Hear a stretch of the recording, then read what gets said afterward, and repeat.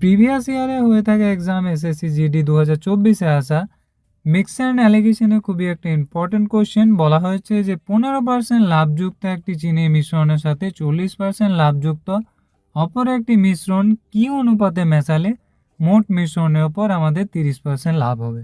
আমরা প্রথমে ধরে নিচ্ছি যে চিনিটার কস্ট প্রাইস হচ্ছে 100। এবার চিনিটা যদি কস্ট প্রাইস 100 হয়, প্রথমটা চিনিটা বলেছে আমাদের 15% লাভ, তাহলে প্রথম চিনিটা আমরা বিক্রি করব 115 টাকায়। দ্বিতীয় চিনিটায় আমি 40% লাভ করেছি, তাহলে দ্বিতীয় চিনিটা বিক্রি করবো 140 টাকায়। কিন্তু টোটাল যে চিনিটা সেটা বিক্রি করেছি 30% লাভে, তাহলে মাঝখানে আমরা 30 লিখব। 140 থেকে 130 বিয়োগ করলে হয় 10, আর 130 থেকে 115 বিয়োগ করলে হয় 15। তাহলে কাটাকাটি করলে 5 2 10, 5 3 15। তাহলে কি অনুপাতে আমরা চিনিটাকে মেশাবো? না, আমরা 2:3 অনুপাতে চিনিটাকে মেশাবো, অর্থাৎ অপশন এ হয়ে যাবে এই কোশ্চেনের সঠিক উত্তর।